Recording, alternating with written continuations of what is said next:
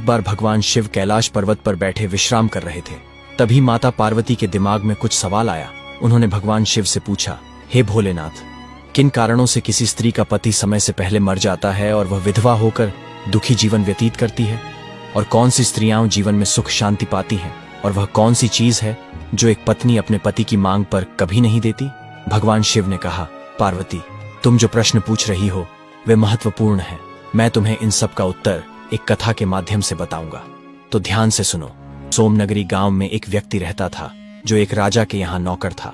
उस नौकर को अपनी पत्नी पर पूरा विश्वास था कि उसकी पत्नी एक चरित्रवान और पतिव्रता स्त्री है, जिसकी प्रशंसा वह नगर में सबसे अधिक किया करता था। धीरे धीरे उस नौकर की पत्नी की चर्चा पूरे नगर में फैलने लगी। जब यह बात राजा के दरबार तक पहुंची तो राजा ने अपने नौकर को बुलाया और कहा, तुम हर किसी से कहते हो कि तुम्हारी पत्नी एक चरित्रवान और पतिव्रता स्त्री है। क्या वास्तव में तुम्हारी पत्नी इतनी पवित्र है? क्या तुम्हें पूरा विश्वास है कि तुम्हारी पत्नी पराये मर्दों को आंख उठाकर भी नहीं देखती? क्या इस बात का कोई सबूत तुम्हारे पास है? राजा की यह बात सुनकर नौकर बोला, महाराज, मुझे अपनी धर्मपत्नी पर पूरा विश्वास है कि वह एक पतिव्रता स्त्री है और मेरे अलावा किसी पराये पुरुष को नहीं देखती। नौकर की बात सुनकर राजा के एक मंत्री ने कहा, मैं क्षमा चाहता हूं महाराज, लेकिन यह कैसे संभव है कि कोई स्त्री किसी अन्य पुरुष को न देखे? यह तो असंभव है। फिर मंत्री ने राजा से कहा, महाराज, यदि मैं इस नौकर की बात गलत साबित कर दूं और इसकी पत्नी का पतिव्रता धर्म नष्ट कर दूं तो इसे क्या सजा मिलेगी? नौकर ने उत्तर दिया, महाराज, यदि महामंत्री जी मेरी पत्नी का पतिव्रता धर्म नष्ट कर देते हैं तो आप मुझे फांसी की सजा दे देना, और यदि महामंत्री जी मेरी पत्नी का पतिव्रता धर्म खंडित नहीं कर पाए तो इन्हें भी दंड मिलना चाहिए।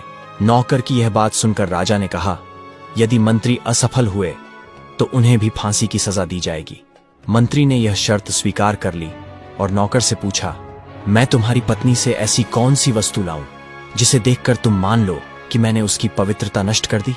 नौकर ने कहा, महामंत्री जी, मेरे विवाह के समय मुझे दहेज में एक मटका और एक खंजर मिला था। मेरी पत्नी ने वे दोनों वस्तुएं बहुत संभाल कर रखी हैं, क्योंकि यह दोनों चीजें एक पतिव्रता स्त्री के लिए सुहाग की निशानी है।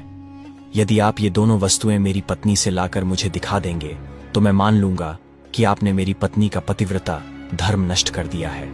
मंत्री ने नौकर की यह शर्त स्वीकार कर ली और दरबार से निकलकर नगर में गया। वह एक जादू टोना करने वाली स्त्री से मिला जो वह काम कर देती थी जो कोई और नहीं कर पाता था।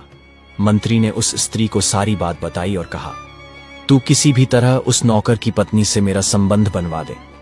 इसके बदले तुझे जितना धन चाहिए मैं देने को तैयार हूं। मंत्री की बात सुनकर वह स्त्री बोली, मंत्री जी, आपको यह कहने में आसान लगता होगा, किंतु ऐसा संभव नहीं है। जिस स्त्री की आप बात कर रहे हैं वह एक सच्ची पतिव्रता नारी है। उसे न तो धन का लोभ है न किसी वस्तु का लालच। आपको क्या लगता है वह इतनी आसानी से तुम्हें मटका और खंजर दे देगी? और बोली, मंत्री, वह स्त्री तेरी ओर थूकेगी और नगरवासी तेरी खाल उतार लेंगे अगर तू ऐसा कुछ करने की सोचेगा। यह सुनकर मंत्री भयभीत हो गया और बोला, यदि तू मेरा उससे संबंध नहीं करवा सकती तो एक काम कर दे, उसके घर जाकर उसका मटका और कतार चुरा ला, और यदि उसकी जांघ के पास कोई निशानी हो तो वह भी मुझे बता दी। ओ, मैं तुझे मुंह मांगा इनाम दूंगा, जितना धन चाहे उतना दूंगा, बस तू मेरा यह काम कर दे। मंत्री की यह बात सुनकर उस जादू टोना करने वाली स्त्री के मन में धन का लालच आ गया। उसने कहा, ठीक है, मैं तुम्हारा काम अवश्य कर दूंगी, लेकिन मुझे मुंह मांगा धन देना पड़ेगा। मंत्री ने तुरंत सहमति दे दी। इसके बाद वह जादूगरनी अपना वेशभूषा बदलकर नौकर के घर की ओर चल दी। वह नौकर महीनों महीनों तक अपने घर नहीं आता था और महल में ही काम करता था। नौकर के घर पहुंचकर उसने नौकर की पत्नी से कहा, बेटी, मैं तेरे पति की बुआ हूं, बहुत सालों बाद आई हूं। नौकर की पत्नी ने आश्चर्य से कहा, आप इतने सालों बाद आई हैं, इसलिए मैंने आपको पहले कभी देखा नहीं। शायद यही कारण है कि मैं आपको पहचान नहीं पाई। इस प्रकार वह जादूगरनी उस घर में बुआ बनकर रहने लगी। नौकर की पत्नी ने उसे सच्ची बुआ समझकर बहुत आदर सम्मान दिया, पर उसे यह नहीं पता था कि यह स्त्री मंत्री के भेजे हुए छल का हिस्सा है, जो उसके पतिव्रता धर्म को नष्ट करने आई है। कुछ दिनों तक वह स्त्री घर में प्रेम और अपनापन दिखाकर रहने लगी। एक दिन नौकर की पत्नी स्नान करने के लिए स्नान गृह में गई। थोड़ी देर बाद वह जादूगरनी भी वहां पहुंची। और उसकी कमर रगड़ने लगी। पतिव्रता स्त्री ने मना किया, पर वह बोली, तुम मुझे अपनी बेटी से भी अधिक प्रिय लगती हो, मना मत करो, इतने वर्षों बाद तुमसे मिल रही हूं। ऐसे मधुर शब्दों से वह स्त्री उसे अपने झूठे प्रेम के जाल में उलझाने लगी। तभी उसे मौका मिला और उसने देखा कि नौकर की पत्नी की जांघ के पास एक छोटा सा तिल है। अब उसका काम पूरा हो गया। जब पतिव्रता स्त्री स्नान के बाद घर के कामों में व्यस्त हो गई, तब जादूगरनी ने मौका पाकर मटका और कतार चुरा लिए और वहां से भाग गई। और वह सीधी मंत्री के पास पहुंची और उसे मटका, कतार और नौकर की पत्नी की जांघ पर तिल की निशानी के बारे में बता दिया। मंत्री जादूगरनी की बातों से खुश होकर उसे एक सोने की पोटली दे देता है। फिर मंत्री नौकर की पत्नी का मटका और कतार लेकर सीधे राजा के दरबार में पहुंचता है। वहां जाकर मंत्री राजा से कहता है, महाराज, मैं उस नौकर की पत्नी के साथ 2 दिन रहा हूं और यह मटका और कतार उसी ने मुझे दिए हैं। राजा ने तुरंत नौकर को बुलवाया और नौकर से पूछा, क्या यह मटका और कतार तुम्हारा ही है? नौकर बोला, जी महाराज। तब मंत्री ने कहा, महाराज, मैंने इसकी शर्त पूरी कर दी है और मैं यह भी जानता हूं कि इसकी पत्नी की जांघ के पीछे एक काला तिल है। यह सुनकर नौकर स्तब्ध रह गया। उसे विश्वास हो गया कि उसकी पत्नी ने सचमुच अपना पतिव्रता धर्म नष्ट कर दिया है। अब उसका अपनी पत्नी पर से विश्वास उठ गया। राजा ने शर्त के अनुसार कहा कि नौकर को 21 दिन बाद फांसी पर चढ़ाया जाएगा और राजा ने सैनिकों को यह आदेश दिया कि इसे बंदी बनाकर कारागार में डाल दो। धीरे धीरे दिन बीतते गए और आखिरकार वह दिन आ पहुंचा जब नौकर को फांसी दी जानी थी। फांसी से पहले उससे उसकी अंतिम इच्छा पूछी गई। नौकर बोला, महाराज, मेरी अंतिम इच्छा है कि मैं अपनी पत्नी से आखिरी बार मिलना चाहता हूं। राजा ने अनुमति दे दी। फिर वह सैनिकों के साथ घर की ओर चल दिया। घर पहुंचकर उसने अपनी पत्नी से कहा, तुमने मेरे साथ बड़ा विश्वासघात किया है। मैंने तुम पर भरोसा किया था और राजा के सामने मंत्री से शर्त लगाई थी कि मेरी पत्नी सती सावित्री है। अगर उसका पतिव्रता कोई नष्ट कर देगा तो मुझे फांसी दे देना। अब तुमने वह धर्म तोड़ दिया और मुझे आज फांसी दी जाएगी। यह सुनकर पत्नी ने सारी सच्चाई बताई कि वह मंत्री के घर कभी नहीं गई थी, बल्कि एक स्त्री उसकी बुआ बनकर आई थी और छल से उसका मटका और कतार ले गई थी।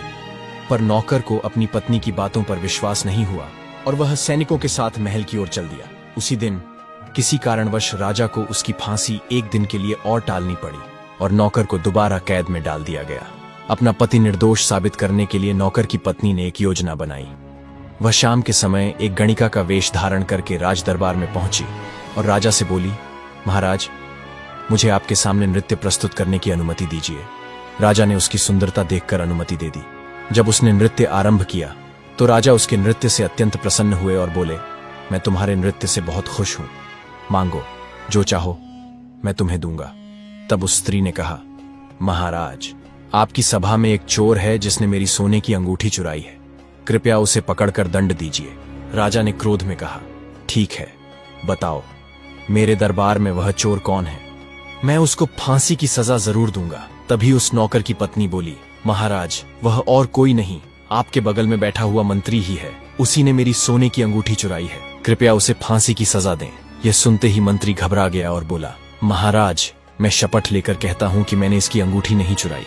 मैंने तो आज तक इस स्त्री को देखा तक नहीं, फिर मैं इसकी अंगूठी कैसे चुरा सकता हूँ। जैसे ही मंत्री ने कहा कि उसने इस स्त्री की शक्ल तक नहीं देखी तो वह पतिव्रता स्त्री बोली, महाराज, यदि इस मंत्री ने मुझे पहले कभी नहीं देखा तो आप इससे पूछिए ये मटका और कतार कहाँ से लाया है। मैं उसी नौकर की पत्नी हूँ जो आपके यहाँ नौकरी करता है और आप मेरे निर्दोष पति को फांसी देने जा रहे हैं, इसलिए मुझे इस गणिका नर्तकी के रूप में भेष बदलकर दरबार में आना पड़ा है। वह आगे बोली, महाराज, मैं आपको मंत्री की पूरी सच्चाई बताती हूँ। इस मंत्री ने मेरे पास एक जादू टोना करने वाली स्त्री को भेजा था जो मेरे पति की बुआ बनकर आई थी। उसने धोखे से मेरी जांघ पर बने तिल का पता लगाया और उसी ने मेरा मटका और कतार चुराकर इस मंत्री को दे दिए। इसके बदले मंत्री ने उसे बहुत सारा धन दिया था। इस प्रकार इस मंत्री ने मेरे साथ छल किया है। मैं आज भी पतिव्रता स्त्री हूँ। स्त्री की बात सुनकर राजा ने तुरंत उस जादूगरनी को बुलाया और उससे सच बोलने को कहा। राजा के भय से जादूगरनी ने मंत्री की सारी सच्चाई बता दी। यह सुनकर राजा ने उस निर्दोष नौकर को कैद से रिहा कर दिया और मंत्री को फांसी की सजा दे दी। कथा समाप्त करते हुए भगवान शिव पार्वती से बोले, हे पार्वती, इस प्रकार उस नौकर की पतिव्रता पत्नी ने अपने बुद्धि और सत्य के बल पर अपने पति को बचाया। और भगवान शिव बोले, पार्वती, अब तुम अपने तीनों प्रश्नों के उत्तर सुनो। तुम्हारा पहला प्रश्न था, कौन सी स्त्री समय से पहले विधवा हो जाती है? तो सुनो, जो स्त्रियां अपने मुंह से अपने पति का नाम लेती हैं और उन्हें नाम से ही पुकारती हैं, वे स्त्रियां समय से पहले ही विधवा हो जाती हैं और बिना पति के दुखमय जीवन व्यतीत करती हैं, क्योंकि जब कोई स्त्री अपने पति का नाम मुंह से लेती है तो उसके पति की आयु घट जाती है और वह समय से पहले मृत्यु को प्राप्त हो जाता है। इस प्रकार वह स्त्री भी अकाल विधवा बनकर